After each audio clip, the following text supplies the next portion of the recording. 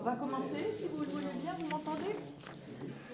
Eh bien, l'amitié judéo-chrétienne est très honorée de recevoir ici ce soir Monsieur le grand rabbin de France, Chaim Corsia, pour nous donner une conférence intitulée Edmond Flegg et Jacob Kaplan, chantre du franco-judaïsme. Je voudrais d'emblée rappeler que le grand rabbin Chaim Corsia est engagé depuis 10 ans, constamment et fidèlement, dans le dialogue judéo-chrétien. Et il me vient à l'esprit 3 exemples qui m'ont particulièrement marqué. Le premier exemple, c'était en 2015. En novembre 2015, nous étions au Collège des Bernardins, dans un Collège des Bernardins cerné par les forces de police, puisque c'était au lendemain des attentats islamistes qui avaient ensanglanté la France. Et cette cérémonie avait lieu pour commémorer le 50e anniversaire d'une déclaration conciliaire, la première depuis 2000 ans, où l'Église ne parlait pas en termes négatifs des Juifs, mais parlait en termes positifs des Juifs. Et Chaim Corsia avait remis officiellement au cardinal 23 une déclaration de fraternité, pour le jubilé de fraternité à venir. Et le cardinal 23 l'avait reçu véritablement comme un pas gigantesque et comme un geste de réconciliation. Chaim Corsia était d'ailleurs entouré d'autres rabbins qui représentaient le mouvement Massorti et qui représentaient également le mouvement libéral. Deuxième exemple, et qui touche l'amitié judéo-chrétienne de plus près. En 2022, Chaim Corsia s'est vu décerner le prix de l'amitié judéo-chrétienne à l'Institut de France pour son engagement, pour son action dans un dialogue qu'il vit comme un élément de pacification dans la société, comme une prise de conscience de la nécessaire altérité et tout simplement comme la liberté de conscience qui fait partie de notre pacte républicain et de la laïcité. Troisième exemple, cette fois beaucoup plus modeste, nous étions en septembre 2023. Et au cimetière du Montparnasse, le grand rabbin Chaim Corsia a fait déposer une gerbe de fleurs sur la tombe de notre père fondateur, Jules Isaac. Mais il n'était pas tout seul. Il n'était pas tout seul. Il était accompagné de Monseigneur de Moulin-Beaufort, président de la Conférence des évêques de France, et du président de la Fédération protestante de France, M. Kriegel. Et j'imagine que Jules Isaac, là où il a dû sourire d'aise. Peut-être même qu'il a éclaté de rire. Peut-être même qu'il a éclaté de rire parce qu'il s'est souvenu de l'opposition virulente qui avait été faite à son livre Jésus et Israël en 1948 par des grandes voix catholiques de l'époque, comme le futur cardinal Danielou, comme Daniel Rops, et de voir là, 80 ans après, les 3 religions réunies pour lui rendre hommage, eh bien je pense que ça l'a beaucoup ému. Je voudrais d'emblée saluer dans la salle la présence de la famille de Jacob Kaplan, ancien grand rabbin de France, de mémoire bénie, et qui nous font l'honneur d'être parmi nous ce soir. Je voudrais rappeler que Jacob Kaplan a fait partie des pères fondateurs de l'amitié judéo-chrétienne, qu'il a été un soutien constant de Jules Isaac, qu'il a représenté à la conférence de Seligsberg les thèses de Jules Isaac alors que ce dernier était malade et que jusqu'à la fin de sa vie, il l'a encouragé en particulier quand il a rendu visite au pape Jean XXIII en juin 59. 1960. 59. La visite au pape, c'est 60. 40. 49, il voit Pie XII. Pie XII. 59, ça change. Ouais, peut-être 60. 1960. En juin 1960. Mais cette année, en 2024, Chaim Corsia vient de consacrer un livre à une autre grande figure du judaïsme français, Edmond Flegg. Il nous dit dans ce livre, que j'ai déjà lu évidemment, et qui vous sera dédicacé tout à l'heure, la dédicace des livres sont là-bas si vous le souhaitez, il nous dit dans ce livre combien il a été marqué par les écrits d'Edmond Flegg, dont le plus célèbre, le plus connu est sans doute Pourquoi je suis juif en 1927. Et en 1927, être juif, c'était véritablement un stigmate en France, comme Caïn avec son signe sur la tête. Et il nous dit également combien il a été frappé par ce cheminement extrêmement original d'Edmond Flegg. Voilà quelqu'un qui avait été élevé loin du judaïsme et qui fait retour au judaïsme dès l'affaire Dreyfus. Un chemin très différent de celui de Jules Isaac. Et non seulement il s'est rapproché religieusement du judaïsme, mais alors qu'il était citoyen suisse, il s'est engagé en 1914 comme volontaire et il a adopté la nationalité française. Patriotisme, attachement au judaïsme religieux, je pense que le grand Raïm Corsia va nous montrer que ces deux valeurs, savoir être pleinement juif et savoir être pleinement français, ne sont en rien incompatibles. Monsieur le grand rabbin, je voudrais vous remercier chaleureusement. Je sais que vous êtes très occupé d'avoir bien voulu accepter notre invitation. Et je rappelle également que le lundi 25 novembre, le nouveau prix de l'amitié judéo-chrétienne sera décerné à Carole Liancourt, qui hier soir m'a téléphoné pour me demander de vous le saluer chaleureusement, puisque vous êtes tous les deux désormais prix de l'amitié judéo-chrétienne. Je vous rappelle également que nous organiserons un voyage autour du thème Les Juifs du Pape, et que demain vous sera envoyée cette annonce et qu'il faudra vous inscrire si vous le souhaitez. À vous. Formidable. Donc, je prends le vôtre.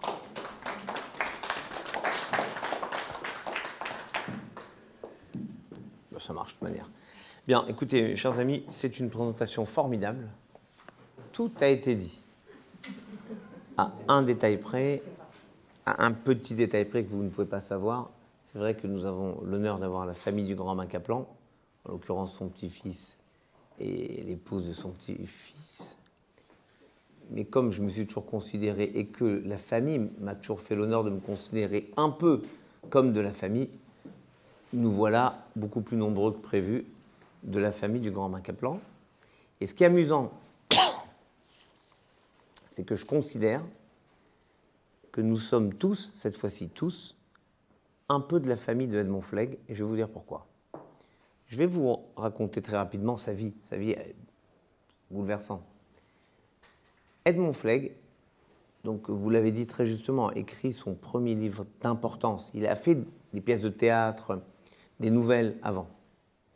Ce livre, Pourquoi je suis juif, est dédié, vous regardez la première page, à mon petit-fils qui n'est pas encore né. Vous voyez ? Il va avoir 2 garçons. En fait, l'un va mourir dans les combats de 40 pour la France. Et le second va vouloir s'engager par patriotisme. Il est faible, il est malade. Il est refusé par la commission de réforme. La commission de réforme le réforme. Et ulcéré de ne pas pouvoir s'engager et combattre pour la France, il se suicide. La belle-fille de Flegg, qui était enceinte, la femme du fils mort pour la France, perd le bébé. Et donc, en fait, Flegg n'a pas de petits-enfants. À moins qu'on considère que selon le verset de la Bible, dans la Genèse, lorsque Avram et Sarah quittent Haran, ils quittent Haran, en hébreu, Ve'et anefesh asher asu beharan, avec les âmes qu'ils avaient faites à Haran. Et les commentaires Rachi, le premier, dit, quand on enseigne à quelqu'un, c'est comme si on l'avait fait advenir à la vie. Donc si on suit un tant soit peu les enseignements de Flegg ou les enseignements du grand rabbin Kaplan, on est un peu tous comme leurs descendants. Donc cette présentation était très juste. Qui est Flegg? Kaplan, c'est plus simple. Tout le monde connaît grosso modo la destinée du grand rabbin Kaplan. Lui aussi très marqué par la guerre. Il est né en 1895 en France. Remarquable livre qui va. Alors, mesdames, messieurs, il est épuisé. Voilà, il est épuisé. 2006. Non, 2006. Il va. Être juif et français. Voilà, on l'a bien vu, c'est parfait. Il va ressortir, je vous l'annonce déjà, en poche. C'était mon rêve. Merci beaucoup. C'était mon rêve, ça. J'ai toujours aimé. Poche, pour moi, c'est peut-être même mieux que la Pléiade. Enfin, je ne suis pas encore à la Pléiade, mais disons, en tout cas, ça doit ressortir en poche. Kaplan, c'est simple, je le dis en 2 mots. Il est d'une famille pieuse. Il est né en 1895, il rentre à l'école rabbinique. Il y a la mobilisation. il s'engage, il s'engage comme tout le monde, hein, je ne demande pas son avis. Il est au 411e régiment d'infanterie. On lui propose d'ailleurs en 1915, le grand man de France de l'époque, Israël Lévy, lui propose de devenir aumônier. C'est quand même plus serein que dans l'infanterie. Il refuse, avec une phrase que j'ai toujours profondément aimée, « Je ne voulais pas être un planqué ». Il ne voulait pas être planqué, quoi. En plus, il devenait capitaine, il avait une ordonnance, il devait partir sur un bateau hôpital dans les Dardanelles. C'est quand même plus cool que Verdun. Total, il a préféré rester avec ses copains. Il avait des copains bretons et lillois. Et il raconte que pour creuser les tranchées, ils étaient quand même meilleurs que lui. Et lui, il leur amenait l'eau. Bon, bref. Il fait les combats avec eux. Il est à Verdun. Il figure sur les livres d'honneur de Verdun. Il a toute une guerre formidable. Il est blessé d'ailleurs. Il a toute une guerre formidable, comme des millions de Français. Après la guerre, il termine l'école rabbinique, il devient rabbin à Mulhouse, puis il vient à Paris, à la synagogue de la rue Notre-Dame de Nazareth, puis il devient rabbin de la grande synagogue de la Victoire. En 1939, il y a un nouveau grand rabbin de France qui est élu, il exige que Kaplan soit son adjoint, donc il est nommé grand rabbin de France adjoint, puis il y a la guerre. Il a déjà ses 5 enfants, il décide de s'engager, il pilote même un moment, un train de blessés pour les faire revenir du front. Là, il est aumônier. Et donc, ensuite, il va avec tout le service d'État à Vichy. Il n'habite pas vraiment Vichy, il habite une commune qui est collée à Vichy, qui s'appelle Cussé, où là, il a l'obligation, comme tous les juifs de France, de porter l'étoile. Il écrit une lettre terrible à Xavier Vallat, qui était le commissaire aux affaires juives. Cette lettre, pour être certain que tout le monde la lise bien, il a rené au type. Ça conclut en gros comme ça. En gros, dans la lettre, il dit « Je comprends qu'un athée déteste les juifs. Mais que quelqu'un... » Ouais. Voilà, c'est le problème. Il va peut-être rapprocher le micro. Voilà. Et donc, il écrit cette lettre qui, en gros... Non, c'est bon. Je mettrai le micro plus... Si vous mettez trop fort, ça va faire du Larsen. Bon, comme il veut. Allez-y. Et donc, il explique dans cette lettre à Xavier Vallat que, il n'arrive pas à comprendre qu'on ait cette position contre le judaïsme, qui va à l'encontre de la position de tant de grands auteurs français sur ce même judaïsme. Et il lui dit, à la fin, et lorsque... En fait, il lui dit qu'il sera à Xavier Vallat. Et il lui dit en 1941, vous n'êtes qu'une parenthèse dans l'histoire de France. Il ne lui dit pas aussi clairement que ça, mais il lui dit encore plus clairement, lorsque la raison reviendra, et il ne pourrait en être autrement dans le pays de Descartes et de Voltaire, alors l'antisémitisme, lui, perdra ses droits. En gros, ta gueule bouffon, tu vas passer. Ça énerve vraiment le Vallat en question, et ils expulsent Kaplan de QC, là où il était, et il va à Lyon. Il va faire une guerre assez extraordinaire, dans laquelle il va essayer de sauver tout ce qu'il y a à sauver, et notamment avec l'aide d'un prêtre formidable qui s'appelle le père Marie Benoît, qui lui va sauver des Juifs à Rome. Je vous engage à lire un livre incroyable qui s'appelle « Les âmes tièdes ». C'est un livre de Nina Valbousquet, qui a dépioté, c'est une historienne, qui a dépioté pendant 3 ans les archives du Vatican sur la période Pie XII, avant la guerre, pendant la guerre, après la guerre. Elle n'a aucun a priori, positif ou négatif. Elle raconte les documents. Vous avez des trucs hors normes.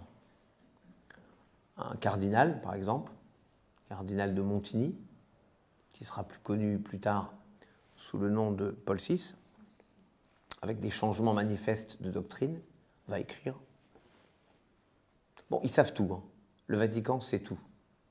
Les pogroms, les rafles, les morts par balles, les camps, les gazages, tout. La note, elle est terrible. Elle dit 1. Les Juifs exagèrent toujours. 2. Bon, les Juifs s'en sortent toujours. 3.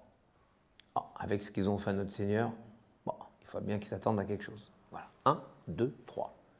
Et tous les documents qu'elle nous donne, notamment les documents émanant de celui qui était responsable du suivi des relations avec le judaïsme au Vatican, sont terrifiants. Mais il y a des lumières. Et c'est vrai que ce livre incroyable, Les âmes tièdes, qui vient le titre, il est merveilleux, il vient d'une phrase de Camus qui dit, à propos de cette époque, « Nous avons eu des âmes tièdes là où nous aurions rêvé d'avoir des cœurs brûlants. » Kaplan est au cœur de ça. Et dans ce livre, on voit apparaître comme une étoile qui guide cette humanité de l'Église, le Père Marie-Benoît, qui, à Rome, à Nice, à Marseille et à Lyon, va sauver en gros 4000 personnes. Il est à Lyon, et Monseigneur Gerlier, qui est le cardinal primat des Gaules, archevêque de Lyon, qui avait dit avant la guerre, enfin, au début de la guerre, Pétain c'est la France c'est Pétain, au moins c'est clair. Il va entendre 2 choses. 1, l'appel de Kaplan. Ouais, merci beaucoup. Ça, formidable. Ça, franchement, c'est pas fair play de me filer une pastille de Vichy quand je parle de Vichy.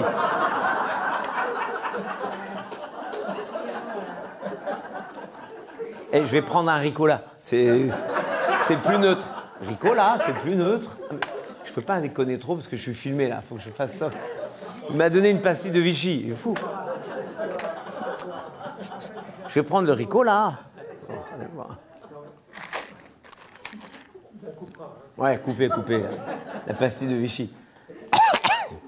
Bref, je vous raconte ça pour que vous compreniez qui est Kaplan. C'est pas un rabbin de cours, de machin. C'est un guerrier. Kaplan est un guerrier. Un vrai guerrier. Sauf qu'à la fin, on l'a connu policier, machin. Un guerrier. Gerlier, archevêque de Lyon, va changer de position pour 2 raisons. La première, Kaplan, qui va le voir, il discute, il lui explique. Quand vous regardez les trains et les déportations, vous croyez vraiment qu'on va faire travailler des vieillards et des enfants? Vous croyez vraiment ça, monseigneur? L'autre est obligé de reconnaître. De Gaulle écrit de Londres une lettre à Gerlier. Éminence, vous prenez un risque terrible, pas pour le christianisme, pour la foi en France. C'est ce qui va, et puis après il y a les rafles de juillet 1942, et ce qu'on appelait le réveil des consciences chrétiennes, avec l'appel prophétique de Saliège à Toulouse, Théas à Montauban, l'action de Raymond à Nice, et de Gerlier à Lyon, qui va mandater le Père Marie-Benoît pour cacher les enfants et sauver tout ce qui est à sauver. Il va d'ailleurs être arrêté par la milice, il fera 3 semaines de prison, le Père Marie-Benoît, il ne parlera pas, il ne dira pas où il a caché les enfants. Finalement, il le libère, parce que quand même ça commence à remuer un peu dans les paroisses. Il faut savoir, hein, les catholiques allemands ont réussi à faire plier le Reich quand il était au plus haut de sa puissance. Les nazis avaient lancé une opération qui s'appelait l'opération T4, qui consistait à éradiquer, ça veut dire assassiner, hein, c'est un mot, tous les handicapés. Donc ils prenaient les handicapés, mais pas juifs, hein, tous les handicapés. Parce que si on prend les juifs, normal, personne ne bronche. Tous les handicapés, et ils disparaissaient. Et ils racontaient aux familles, embolie pulmonaire, attaque cardiaque, 1 fois, 2 fois, 100 fois, 75 000 fois, ils ont dit c'est pas possible. Et en chair, les évêques allemands ont dit il y a un problème, c'est inadmissible, le truc, ça a arrêté l'opération. Les nazis ont arrêté l'opération. Ce qui prouve, d'ailleurs c'est terrible, parce que ça prouve que si on parle, même le mal est capable de s'arrêter.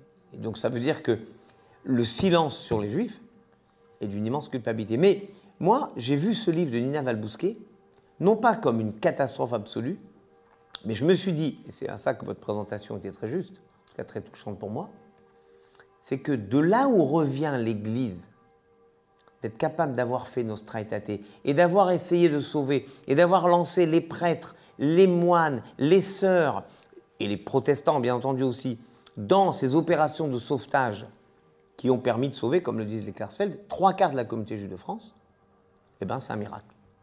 C'est un miracle que l'Église ait su trouver ce chemin de lumière et qu'elle ait ensuite su construire, après l'action pendant la guerre, qu'elle ait su construire ce qui va l'amener à Nostra Aetate, c'est-à-dire à reconnaître qu'au fond, une grande nouvelle, Jésus était juif, Marie était juive,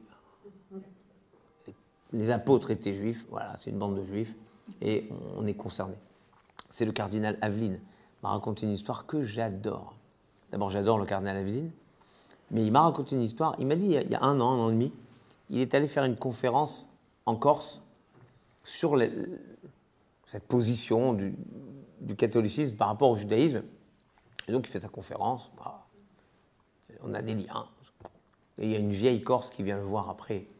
Elle lui dit, Père, Jésus était juif, d'accord. Les apôtres étaient juifs, d'accord.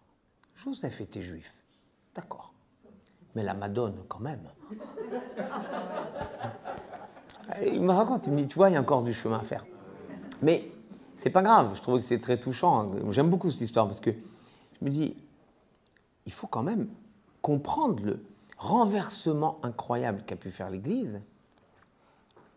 Simplement dire Jésus était juif. Et quand vous parlez de Flegg avec son Jésus, ou Jules Isaac, ou Renan qui fait sa biographie de Jésus, il dit la même chose. Renan est quasiment mis à l'index à un moment, parce que c'est inacceptable de dire que Jésus était juif à une époque. Renan, c'est plus ambigu. D'un côté, il est novateur, effectivement, c'est un breton qui a été élevé au séminaire, il est novateur, il dit Jésus est juif, mais d'un autre côté, quand vous lisez la vie de Jésus à la fin, c'est insupportable. Bon, attendez, on n'est pas dans les versets sataniques. Je vous dis simplement, arrêtez, moi j'ai une passion pour Renan. C'est l'homme de la nation, quelle langue merveilleuse. Et puis c'est novateur. Nous, on lit Renan, on se dit, bah oui, c'est normal. Mais va l'écrire à la fin du 19e siècle. Donc il faut penser au cheminement intellectuel de ces novateurs. Et tout ça, de mon point de vue, c'est parce que des gens comme Kaplan ont su convaincre Gerlier de changer le bienfait. Et je ne vous parle pas de après la guerre, quand en 1953, 52, puis 53, on a l'affreuse affaire Finali. Quand je vous parle de Kaplan comme un guerrier, c'est que là, il ne faut pas se cacher derrière son petit doigt et dire « bon, bah, ils ne veulent pas, ils ne veulent pas ». 2 enfants sont enlevés avec la complicité des sœurs de Sion, des prêtres du Pays Basque espagnol. Mais les sœurs de Sion font transfert des enfants. Et là encore, Kaplan va voir Gerlier, il se déchire dans la Croix, qui n'était pas à l'époque le journal le plus philosémite du quartier. Maintenant, c'est formidable. Mais à l'époque, Mauriac écrit un article terrifiant dans le Figaro. Kaplan lui écrit. J'ai vu la lettre. Kaplan lui écrit, vous vous trompez, il donne les aimants, pouf, pouf, pouf, pouf. La semaine suivante, Mauriac fait un rectificatif. Et il dit, on ne peut pas enlever des enfants comme ça, sous prétexte que la dame, mademoiselle Brun, qui les avait gardés, les aurait baptisés. Est-ce qu'un baptême dans ces conditions est acceptable? Il a été dans l'histoire. Il y avait une affaire, un précédent dans les années 1860, qui s'appelait l'affaire Mortara, où au Vatican, ou à Rome, on avait pris un enfant d'une famille juive, en disant, voilà, la nounou l'a baptisé, il est baptisé, tac.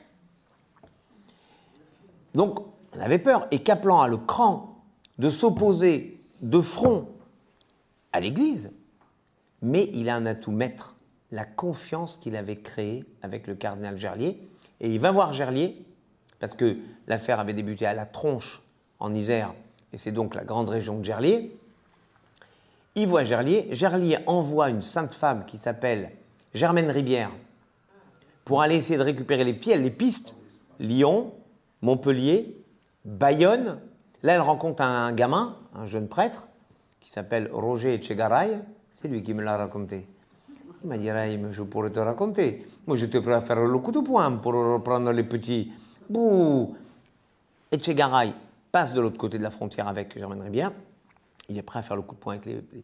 Et notre consul général à Madrid a été vraiment dégueulasse là-dedans, il ne voulait pas faire de la peine à Franco. Bref, Germaine Rébière récupère les petits, et en juin 53, elle les ramène en France. Juin 53. Vous vous rendez compte? Là, Kaplan a sauvé les liens entre l'Église et le judaïsme. Parce que s'il y avait eu une autre affaire Mortara, c'est-à-dire qu'on avait pris les petits et qu'ils avaient disparu, là, c'était une rupture absolue, c'était impensable. Bon. Ensuite, donc 53, c'est-à-dire qu'à ce moment-là, il y a déjà eu le processus de Seelisberg, dont vous avez parlé, donc c'est en Suisse, une réunion, 10 points de Seelisberg qui permettent d'avancer ensemble, et Kaplan va les mettre en œuvre. Parce qu'il faut ensuite convaincre des deux côtés. L'Église le fait avec Nostra Aetate, et ça prend du temps, mais aujourd'hui on voit que ça marche. Plus personne, décemment, ne peut dire les horreurs qu'on pouvait dire tranquillement, sereinement, avant Nostra Aetate. C'est impossible. Parce que même si quelqu'un dit, il y a toujours quelqu'un qui dit arrêtez de dire ça, vous ne pouvez pas dire ça, c'est faux. Donc en fait, il y a une transformation radicale de l'Église. Voilà pourquoi je vous dis, lisez Nina Valbousquet, les âmes tièdes, parce que vous verrez le chemin incroyable qu'a accompli l'Église aujourd'hui. Ça, c'est Kaplan. Kaplan, pour moi, c'est le chantre du franco-judaïsme, avec une spécialité qu'on va retrouver chez Flegg, dont je vais vous raconter en 2 mots la vie. Et donc Kaplan, ensuite, 53, il est à ce moment-là grand rabbin de Paris et grand rabbin de France par intérim. En 55, il est élu grand rabbin de France jusqu'en 81. Il va faire encore beaucoup de choses. Comment? Non, 81. Il a une spécificité, Kaplan, et une spécificité majeure dans le rabbinat français. C'est que c'est l'un des seuls qui est le chantre, je vous l'ai dit, du franco-judaïsme, et personne ne pouvait lui dire qu'il n'était pas patriote. Quand on lui disait qu'il n'était pas patriote, pardon, comment on dit ça? Au 411e régiment, ses copains ne savaient même pas. Ils le savent parce qu'un jour, il est décoré et tout le monde découvre qu'il avait fait une guerre héroïque dans le 411, mais personne ne savait, il ne la ramenait pas là-dessus. C'est pour ça d'ailleurs, en tant qu'ancien combattant, qui recevait les croix de feu, parce qu'il estimait qu'il fallait rendre hommage aux soldats qui avaient combattu, point. Une spécificité là, il est absolument dans ce franco-judaïsme, ce patriotisme viscéral, ardent français, mais il est aussi sioniste. Pas un sionisme de Aliyah, je dirais, c'est-à-dire qui dit la place d'un juif c'est en Israël, mais un juif doit avoir une part de rêve qui l'emmène en Israël. Comme l'aurait dit Max Paul Fouché, le chemin le plus direct du point A au point B n'est pas la ligne droite, c'est le songe. Et au fond, on pourrait dire, il est sioniste, il va aller en Israël. Il y en a qui vont le faire. Manitou, Rama Ashkenazi et d'autres. Beno Gross, Neher, André Neher, l'un des parrains du renouveau de la pensée juive en France. Pas Kaplan. Kaplan, sa place est en France. Kaplan est enterré en France. Tous les ans, je vais sur sa tombe, entre Rosh Hashanah et Kippour, comme je vais sur la tombe de tous mes prédécesseurs qui sont enterrés à Paris. Il est au cimetière de Bagneux. Il est en France. Donc, Kaplan est viscéralement patriote français, mais il est sioniste. Moi, mon interprétation, qu'il n'a pas fait consciemment, il l'a fait parce que son beau-père, Lazare Dichter, était un très grand sioniste, un des premiers sionistes en France. Kaplan naît 2 ans à peine avant le congrès de Bâle. Il est en 95, le premier congrès de Bâle, c'est 1897. L'idée sioniste, elle fait, à ce moment-là, quand Kaplan, après la Première Guerre mondiale, des rabbins comme Libert, qui est directeur de l'école rabbinique, sont profondément antisionistes. Ils se disent, aimer Israël, avoir un lien, et ce n'est pas Israël l'État, c'est Israël, c'est la Palestine mandataire anglaise. Ça veut dire être moins français. Et Kaplan, il leur dit, mais on ne vous demande pas de choisir entre votre père et votre mère. Donc, on a un lien ombilical parce que nous tous, juifs et chrétiens, quand on prie, Nous, dans nos synagogues, et certains d'entre vous, dans vos églises, ou dans vos temples, vous priez vers où? Ben, vers Israël, vers Jérusalem. Que je sache, les églises ne sont pas tournées vers Rome. Ce serait une bonne idée d'ailleurs, mais non, elles sont tournées vers Jérusalem. Ça veut dire qu'en fait, nous avons tous une part de sionisme, au moins spirituelle, en partage. Et Fleg. Fleg, c'est incroyable. Et c'est pour ça que j'ai aimé votre présentation. Tout à l'heure, c'était très fin. Fleg, il naît en 1874. Il naît le 26 novembre 1974, c'est pour ça d'ailleurs que nous célébrons cette année les 150 ans de sa naissance. Il est dans les commémorations nationales. Il s'appelle Flegheimer, il naît à Genève et sa famille vient en France. Il fait Normal Sup, il a des copains à Normal Sup, plutôt Action française. Il va garder ses copains, notamment un copain qui s'appelle Moreau. Il va s'abonner à l'Action française, la revue de l'Action française. Il va le rester jusqu'à la naissance de son premier garçon. Là, il se dit quand même. Il découvre le combat, l'engagement politique avec l'affaire Dreyfus. Et là, il a une rencontre avec André Spire, dont on parle peu, sauf chez les amoureux de Proust, parce qu'il compte dans les études proustiennes. Il va découvrir quelqu'un d'extraordinaire, qui s'appelle Israël Zangwill. Ah, vous ne savez pas qui c'est Israël Zangwill, hein? Un brave Anglais, qui est un penseur juif, qui écrit des nouvelles.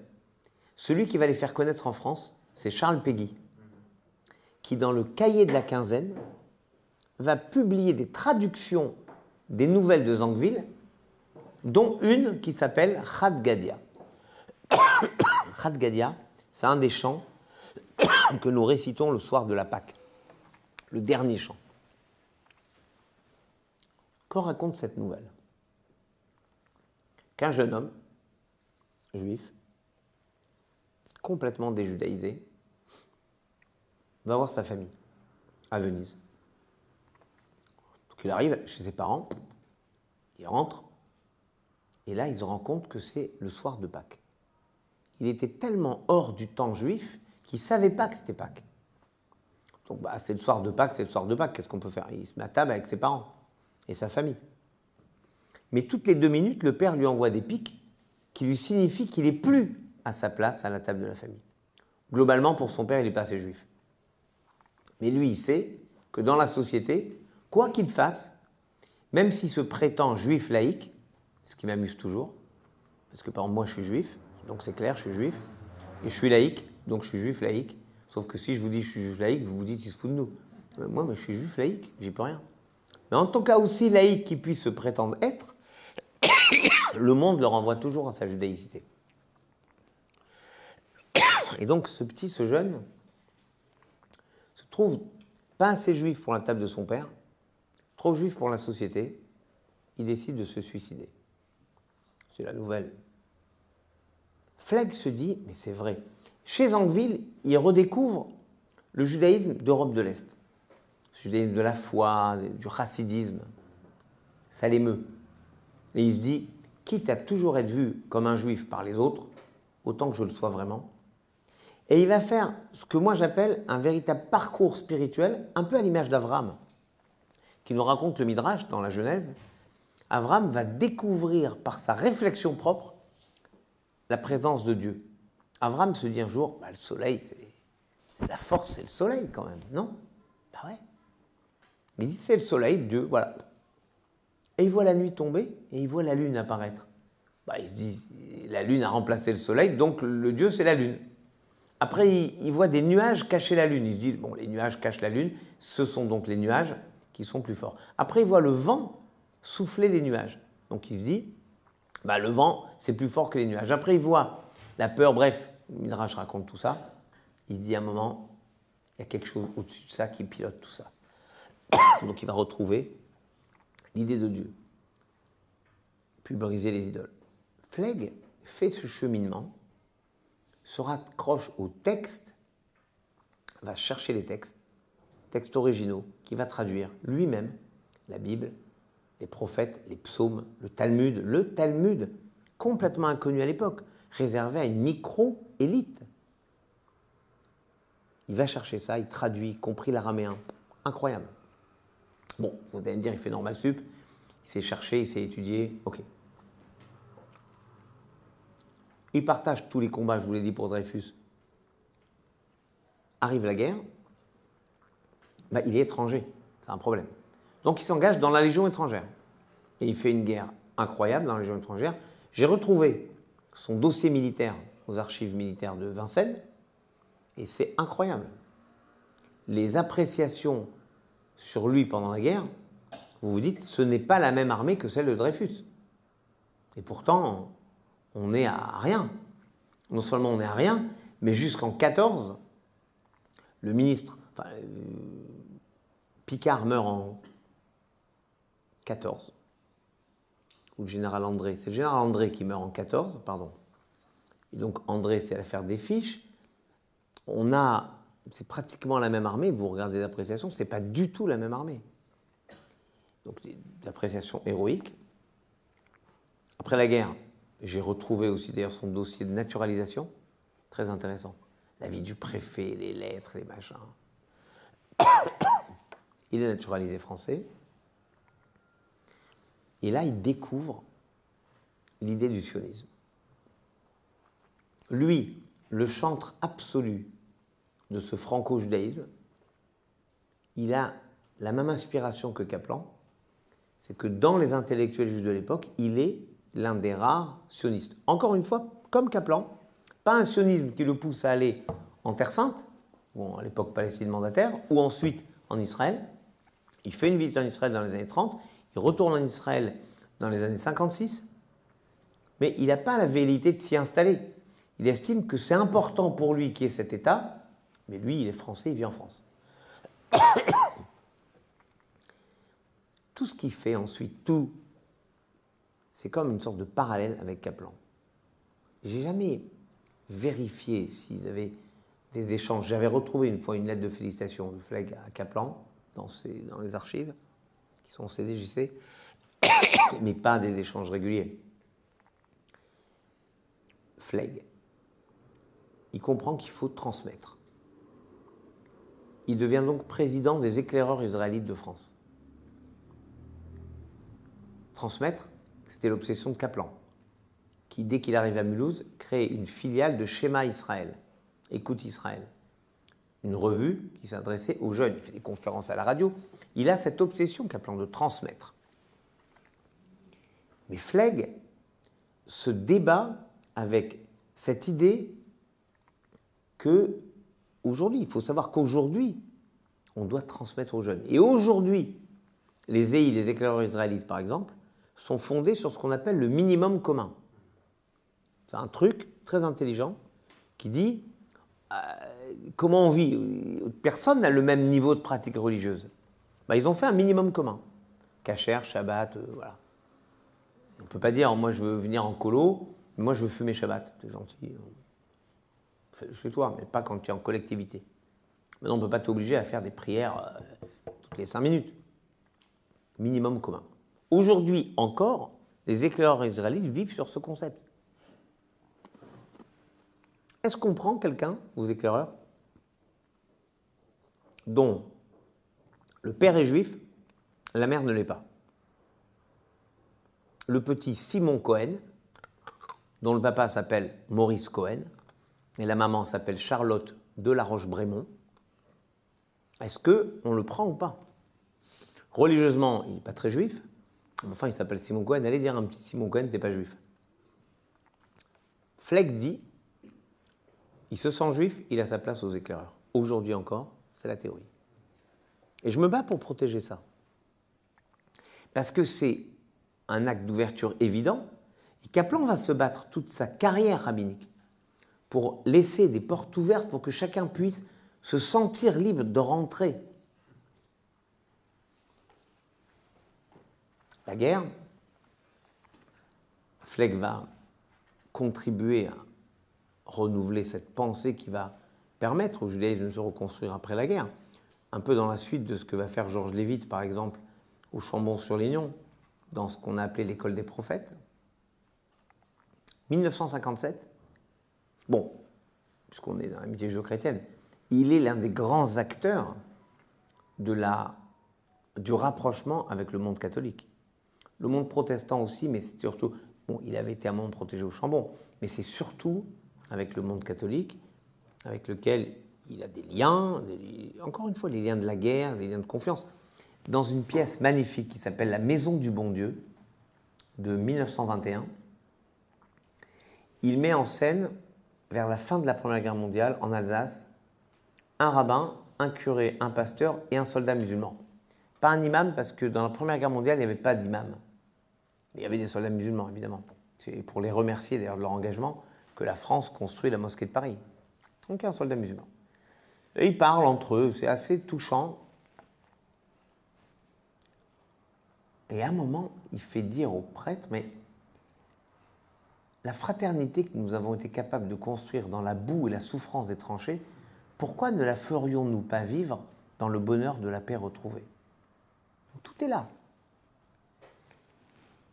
Il va donc œuvrer au rapprochement avec le monde catholique, le monde chrétien, participer aux amitiés judéo-chrétiennes, participer à la construction de la pensée qui va irriguer les pères conciliaires pour Nostra Aetate, en nourrissant notamment les sœurs de Sion, qui vont changer, n'oubliez pas, elles ont changé de position à cause de Kaplan. Kaplan rend visite à la mère supérieure des sœurs de Sion qui est en Bastille, elle est en prison. En 1953, donc 52, elle ne veut pas dire où sont les enfants Finali, 53, ils la mettent en prison, Kaplan va la voir. Bon, quand on trouve les enfants, on voit le rôle qu'elles ont joué, il y a une nouvelle mère supérieure qui dit « Fini, compris pour le salut des Juifs et pour leur conversion, on va œuvrer à faire connaître le judaïsme dans le monde chrétien. » C'est ça ce que vont faire les héritières des deux frères Ratisbonne. Et donc elles vont travailler avec les pères conciliaires pour essayer de faire advenir une nouvelle vérité sur le judaïsme. Flegg va travailler là-dessus. Et en 1957, c'est Flegg qui signe la première invitation pour le colloque des intellectuels juifs de France. Ce grand moment de vie intellectuelle du judaïsme français, le colloque des intellectuels de France, où il y aura des gens comme Manitou, comme Lévinas, bref, tous les grands penseurs de l'époque vont s'exprimer dans ce colloque, Alperin, tous, mais c'est Flegg qui les invite. Il y a quelque chose qui m'a passionné, c'est que Flegg habitait un quai aux Fleurs. Je ne me suis jamais penché d'ailleurs sur les voisins du Grand Bain Kaplan qui lui habitaient 1 rue Andrieux. On parle de sa maison dans des termes pas très sympathiques d'ailleurs, dans un roman de Mackenny, qui est le fils de Chagall, qui raconte que Chagall a emmené son fils chez le grand rabbin, où c'était sombre, on ne lui a même pas donné un sandwich à manger, ou un sandwich tout pourri. Et bon, c'est la vision compliquée qu'on peut avoir quand on a 13 ans et qu'on vous force à faire le Talmud Torah pour apprendre pour la bar mitzvah. En gros, c'est ça que ça raconte. Mais bon, je n'ai pas trouvé un truc sur les voisins de Kaplan. En revanche, j'ai trouvé les documents qui montrent que Kaplan a dû se bagarrer, après la guerre, pour récupérer sa maison, parce qu'il avait continué à payer les loyers pendant la guerre, mais que brave dame avait dit « c'est chez moi maintenant ». Donc il y a eu un procès, il y a eu appel, et il a récupéré la maison. Flegg, lui, habitait 1 quai aux Fleurs.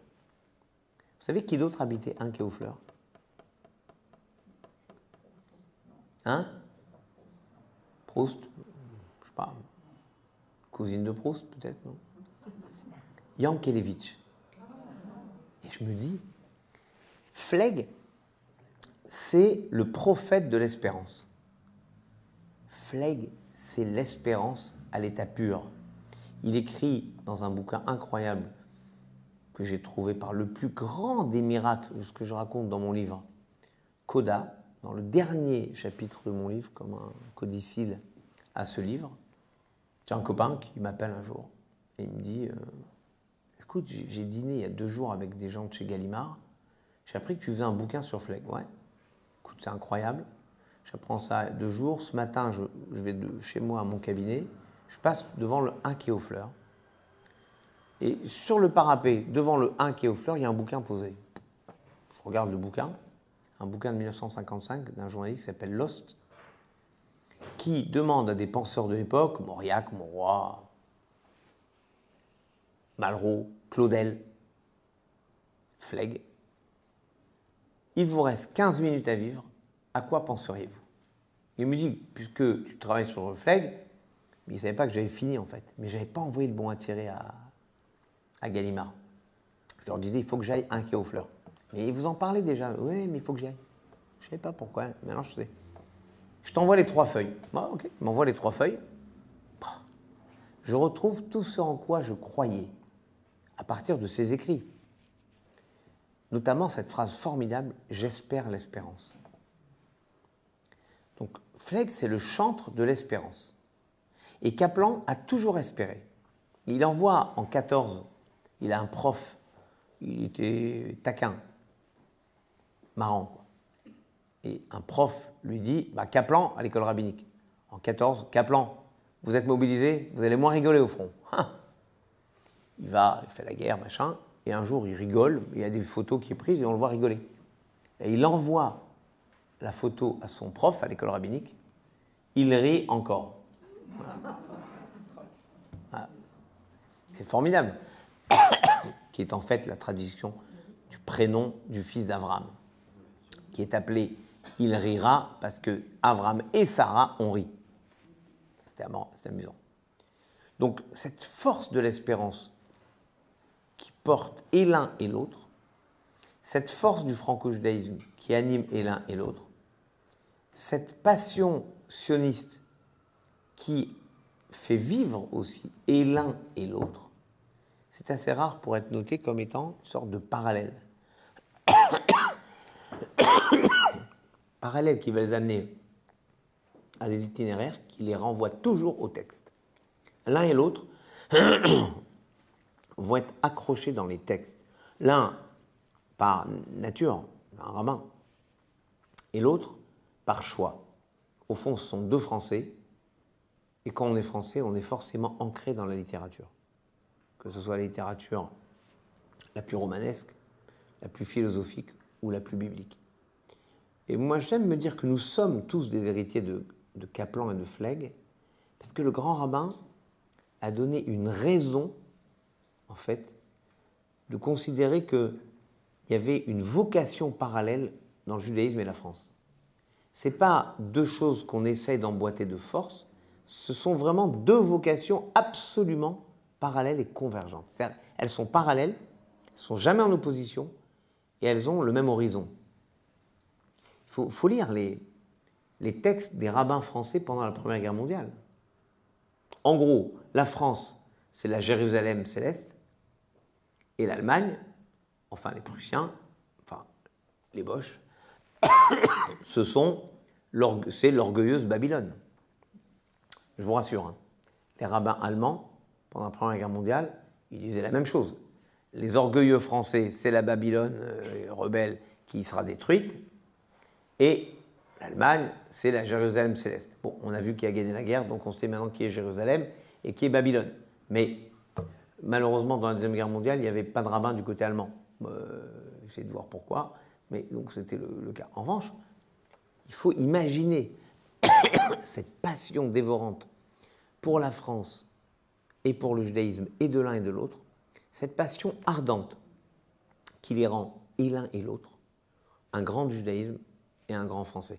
Et moi, je crois que leur itinéraire n'a rien simplement d'une histoire du début du XXe siècle ou du XXe siècle. Leur itinéraire, c'est nous aujourd'hui. Vraiment pour nous. Comment on réenchante en permanence ce lien entre le judaïsme et la France? Comment dans notre foi, ou dans la foi catholique, protestante, ou dans un athéisme qui s'incarne aussi dans une forme d'humanisme, on arrive à trouver sa place dans quelque chose qui s'appelle la République.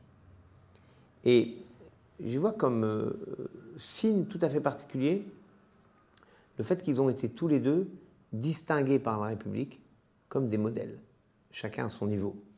Le grand rabbin Kaplan a été fait Grand Croix de la Légion d'honneur en 1988, ce qui est le top. Flegg a été décoré en 21, il est décoré de la Légion d'honneur. Il sera décoré ensuite en échelon supérieur. Mais Flegg a, je crois, cette façon, oui, d'être né en Suisse, mais d'avoir fait le choix de la France, le choix absolu de la France.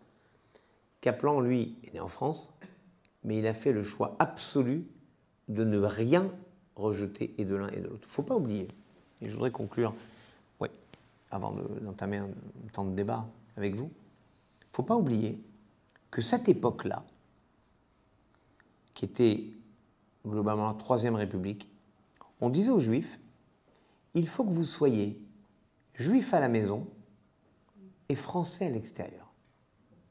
Moi, j'ai toujours considéré que c'était être schizophrène 100% du temps, puisque à la maison, il faut s'amputer de notre francité, si j'ose dire, et à l'extérieur, il faut s'amputer de notre judaïsme. C'est la schizophrénie que perçoit Flegg dans Chad Gadya, ce conte de Israël Zangwill.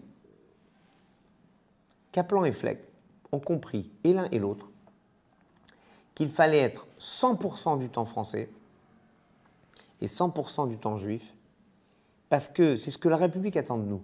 Si on est juif, elle attend que notre façon de vivre notre judaïsme apporte quelque chose d'unique à la République.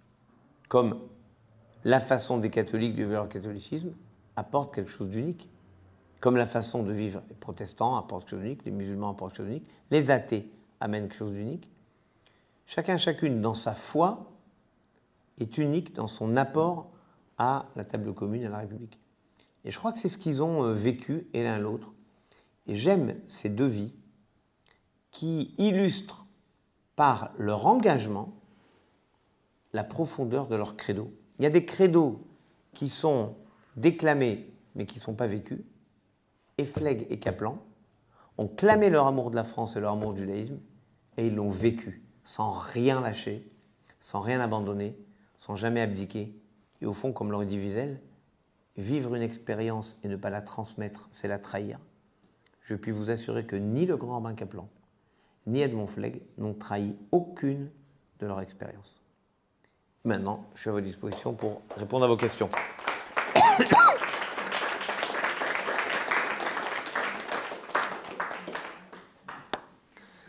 Allez-y. Maintenant, je mange votre pastille de Vichy, là, c'est bon. Je voudrais remercier chaleureusement le grand rabbin Kaplan de cette conférence. Non, c'est dit, c'est dit. Bravo. Je vous l'ai dit, je suis de la famille. Le successeur du grand rabbin Kaplan Non. de cette conférence extrêmement nourrissante. Non, ne dites pas ça. Pardon. Ne dites pas ça. Oui, successeur. Josué, il était quoi? Serviteur de Moïse. En réalité, il a succédé à Moïse après. Mais dans la Bible, tout le monde le connaît comme le chaouche de Moïse. Moi, quand j'étais nommé grand rabbin, j'étais très jeune, et je venais de me déchirer avec le grand rabbin de France de l'époque. Je devais avoir 18 ans, j'ai mon diplôme, il m'énerve. Je me suis bagarré avec le grand rabbin de France, ça arrive, c'est idiot. Quand vous êtes un gamin, c'est idiot. Mais je l'ai fait. Non, il m'énervait. Je me pointe rue Andrieux, j'appelle le grand rabbin, je me pointe rue Andrieux. Voilà, monsieur le grand rabbin, je voulais me présenter à vous, je viens d'être diplômé. Pour moi, c'est vous le grand rabbin, je voulais me présenter à vous. Il rit avec son rire incroyable. Et il me dit, mon jeune ami, ça me touche beaucoup que vous veniez me voir. Et il me sort une lettre d'un de mes copains de promo, qui venait, plus vieux que moi, mais genre de 3 ans, 4 ans, plus vieux que moi, qui avait écrit au grand rabbin Kaplan une lettre. Chers collègues, c'était un peu gonflé quand même.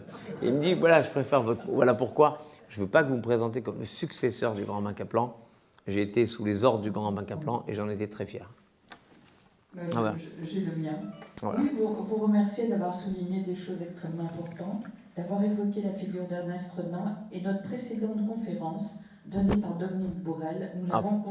Nous Nous l'avons consacré, certains d'entre vous s'en souviennent peut-être, justement à Ernest Renan, qui a été le premier intellectuel en France au XIXe siècle à oser dire que Jésus était juif. Ah, vous le dites alors, ça va. Ah oui, non, Comme je l'ai dit tout à l'heure. Je suis bretonne en plus, Ouais. enfin en partie bretonne. C'est bien.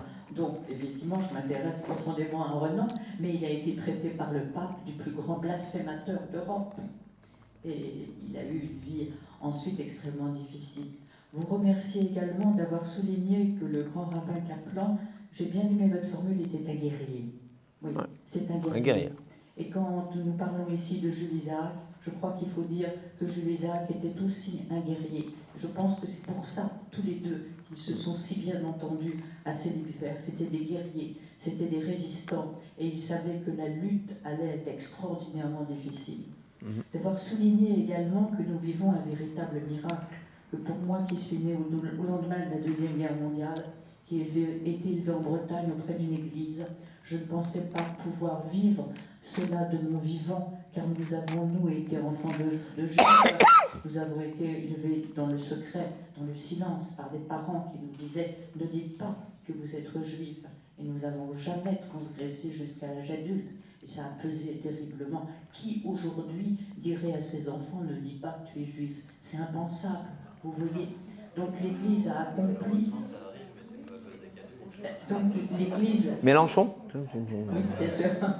L'Église a accompli un véritable miracle, et c'est pendant la Deuxième Guerre mondiale, certainement, que ce miracle a eu lieu, avec l'engagement de prêtres que vous avez cités, comme le prêtre Marie Benoît, effectivement, et ce décalage entre l'Église et le Vatican, qui lui, effectivement, était durci sur cette vieille théologie des pères de l'Église, forgée il y a 2000 ans, et dont il ne voulait pas démordre. Et il y avait une base qui souffrait, justement. Et il a fallu l'engagement de Kaplan, de Jules Isaac, pour faire sauter et montrer que renverser le cours de l'histoire était quelque chose de possible. Donc cette expression miracle me semble parfaitement convenir.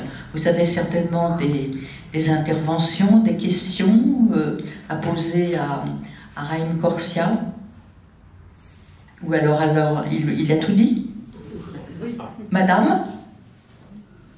Venez. Venez.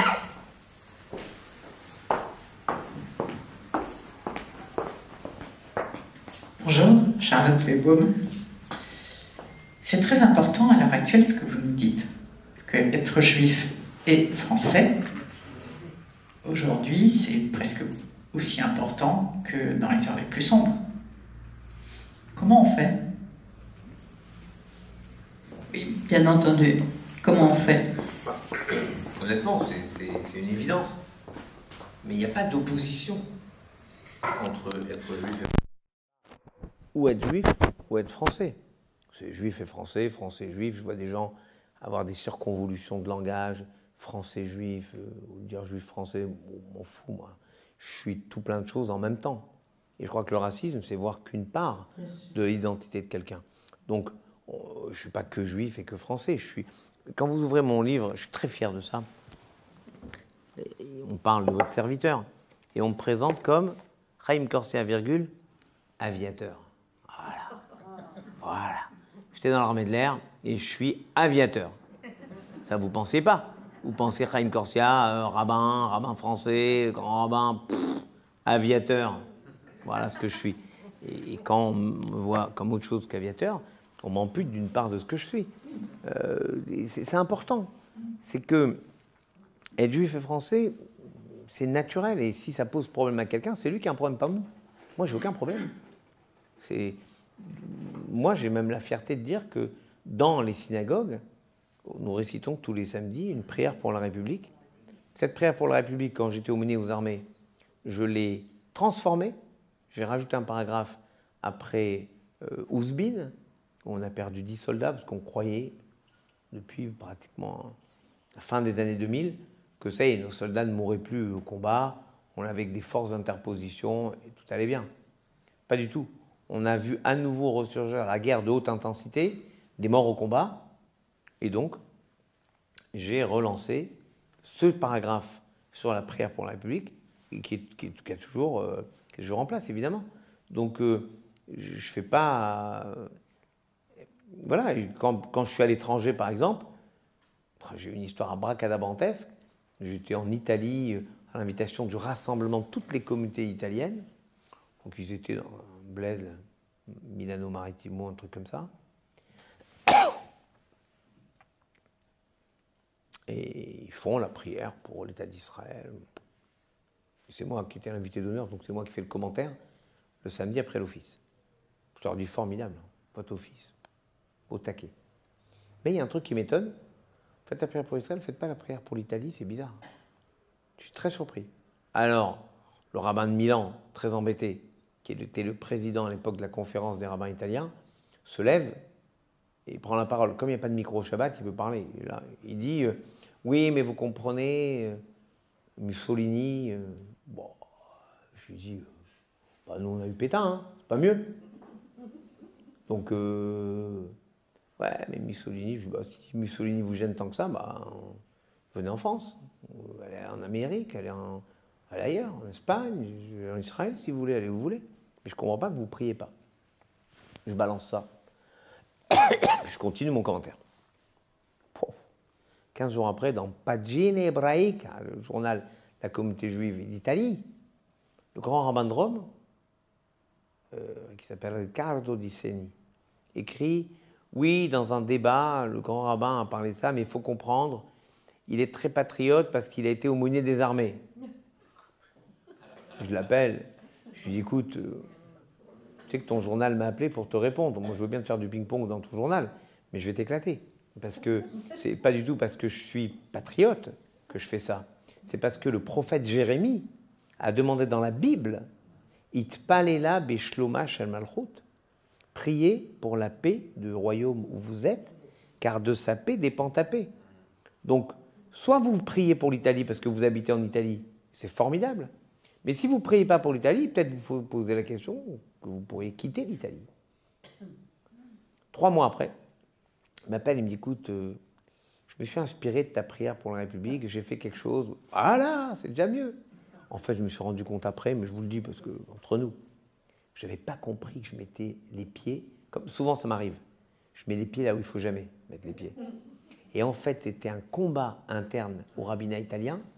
Les libéraux voulaient faire une prière pour la République italienne et les rabbinats orthodoxes ne voulaient pas parce que les libéraux voulaient. C'est pas parce que c'était bien ou pas bien, c'est parce que les autres voulaient qu'ils ne voulaient pas. Vous voyez ? C'est comme si votre belle-mère, elle vous dit « Venez à la maison », vous adorez la ville où elle habite, mais vous dites « Ah non, je déteste cette maison, je déteste cette ville ». Parce qu'il y a votre belle-mère, c'est pas du tout parce que vous n'aimez pas la ville. Donc en fait, finalement, je les ai forcés à faire, et en fait à retrouver cette identité qui est une identité juive naturelle.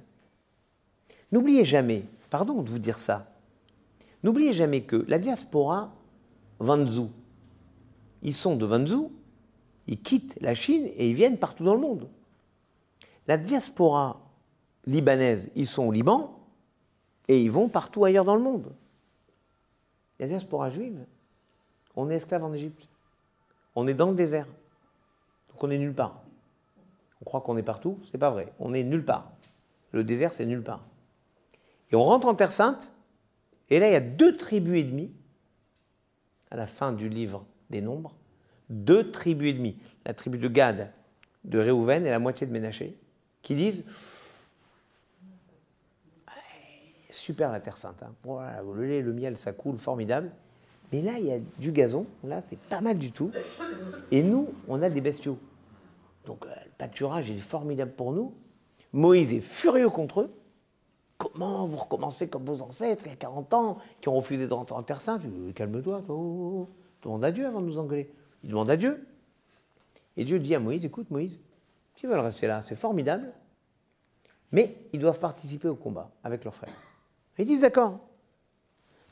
Ils installent leur famille là, ils vont combattre pour la conquête de la terre, et ils reviennent. Donc en fait, la diaspora a existé avant l'épicentre. Donc en fait, l'identité qui est la nôtre n'est pas une identité exclusive.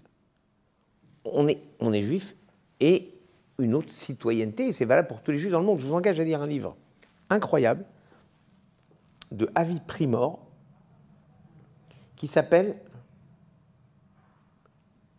je fais attention parce qu'il y a la libraire là-bas, elle connaît par cœur, ça doit être qu'il est bon et agréable de mourir pour sa patrie. Vous pouvez vérifier sur Internet si c'est bien ça le titre. C'est digne de pays, ça. C'est une histoire terrible. Je vous fais le pitch du livre. On est en Première Guerre mondiale, un soldat juif français et un soldat allemand juif. Les deux. Les deux patriotes. Les deux en butte à un antisémitisme viscéral dans leur armée. Les deux amoureux d'une fille. Les deux, donc c'est une histoire d'amour de chaque côté, une histoire de patriotisme de chaque côté, une histoire d'antisémitisme de chaque côté. Je ne vous déflore pas le livre, mais c'est formidable. C'est ça? Oui, qui est doux et beau de mourir pour sa patrie. Voilà. Vous avez beaucoup à lire là maintenant. Donc, moi je crois que c'est une question qui ne se pose pas en fait. D'où l'importance de la transmission, parce Oui. qu'en fait, les Français ne connaissent pas le judaïsme. Du tout, ça a été tellement refoulé dans notre histoire, tellement peu enseigné. Elle est très forte. Mais c'est encore mieux, ou peut-être encore pire, le destin de Flegg nous montre que les Juifs ne connaissent pas le judaïsme. C'est pas que les Français qui ne connaissent pas là-dessus. Moi, oui. Moi, je vous dis que ce que Flegg nous montre, c'est que pour servir son pays, pour servir la France, il a compris qu'il devait intégrer ce qu'il était, c'est-à-dire le judaïsme, pour pouvoir être enraciné, pour reprendre une formule de Simone Weil, enraciné et apporter à sa terre, la France, ce qu'il était. Ce qui fait résonner quand même la phrase de Manuel Valls devant l'hypercachère, le 10 janvier 2015, la France sans les Juifs ne serait plus la France. Qu'on doit traduire. La France sans les catholiques n'est plus la France sans les protestants n'est plus la France sans les musulmans n'est pas la France sans les athées n'est pas la France. Au fond, la France a besoin de cette diversité. Oui, mais vous ne croyez pas qu'il faudrait faire un effort considérable dans les programmes scolaires? Bravo. J'étais professeur d'histoire. Ah ben voilà pourquoi je vous aime beaucoup. J'ai toujours adoré l'histoire. Donc je parle en connaissance de cause. Et quand vous arrivez la première fois où vous parlez des Juifs à des élèves de première et de terminale, c'est en 1894, au moment où on a Dreyfus. Ils se demandent, mais pourquoi on en veut à Dreyfus dans les programmes scolaires? Les Juifs n'existent absolument pas avant 1894.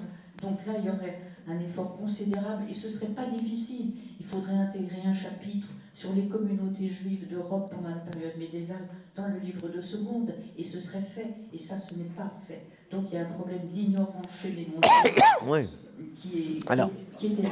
Pardon, c'est très juste, et d'ailleurs c'est la théorie double de Thomas Dreyfus qui a écrit un livre sur ça, et de Paul Salmona, qui est le directeur du MAGE, qui a écrit l'histoire juive, tâche aveugle de l'histoire de France. C'est exactement ça. Et il explique dans son introduction qu'en fait, on aborde, il se trompe, mais c'est pas grave, tout comme vous, pardon, vous deviez être prof d'histoire à un très haut niveau, parce qu'en fait, on aborde les Hébreux en 6e. Oui, mais on aborde les Hébreux en 6e. Ah, mais voilà, je vous ai embrouillé, vous avez oublié le programme, elle a oublié le programme. Le lien entre les Hébreux. D'accord, mais on aborde un peu les Hébreux, rapidement, je suis d'accord. On sort de l'histoire complètement. Salmona, elle a raison, après elle a raison. Salmona, donc, dans son bouquin, explique, il va un peu plus loin même, il dit, quand est-ce qu'on parle des Juifs?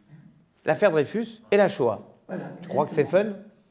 Exactement. Or, on pourrait parler, vous avez raison, de Rachi. Si on connaît la prononciation du français de l'époque, c'est-à-dire de la langue qui était la langue du comté des comtes de Champagne, qui va servir de base à la langue qui sera définie comme le français officiel de Villers-Cotterêts, c'est parce que il y a 4772 mots dans le commentaire de Rachi, Bible et Talmud. Quand il ne sait pas expliquer un truc bien, il écrit en phonétique. Par exemple, bonjour, je ne sais pas comment on dit bonjour, on écrit bet, vav, nun, bon, j, un guimel et un point, o, enfin vav, resh, bonjour. Alors moi, je sais lire en hébreu, même si je ne connaissais pas le français. Echomrim, bonjour, bonjour. Bon voilà. Tuile, il y a plein de mots comme ça. 4772. C'est ce qui explique d'ailleurs que Rachi soit au frontispice de la bibliothèque Sainte-Geneviève. Ne serait-ce que ça. Vous avez raison. L'ancrage des communautés juives, le commerce que les communautés juives, le fait, un truc fun, plus fun, quand même. Le judaïsme, les juifs ont amené le chocolat à Bayonne. Eh, la maison Cazenave, faites-moi confiance. Cazenave, sous les arcades. Vous prenez la tablette numéro 13 et la 5. Croyez-moi, prenez des notes là. Et l'idée que les Juifs ne sont pas simplement des victimes, mais que les Juifs sont aussi un peuple de résistants, ça c'est une idée qui n'est absolument pas ancrée dans les mentalités.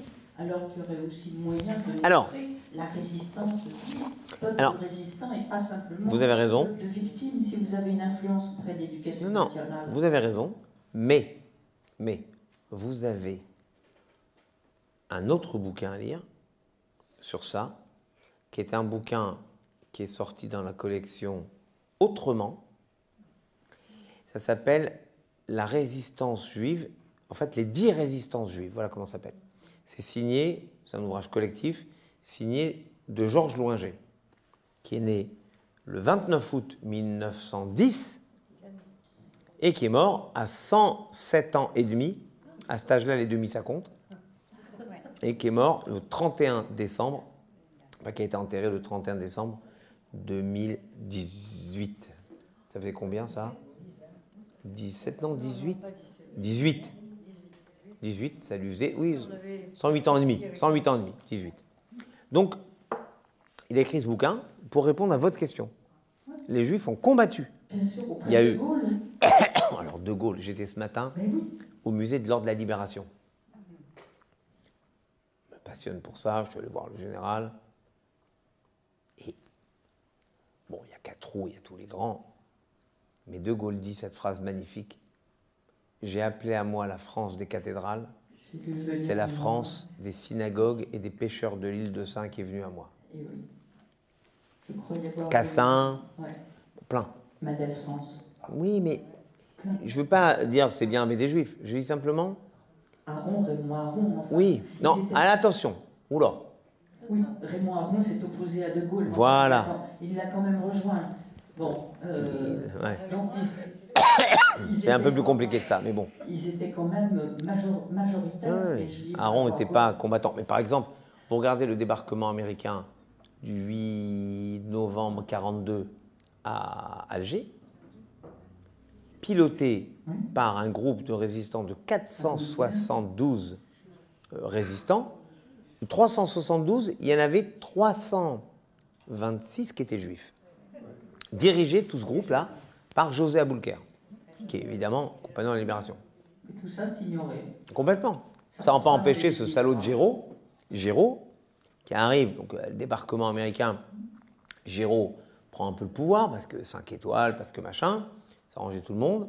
Géraud réabroge le décret Crémieux, qui donnait la nationalité française aux Juifs, en mars 1943.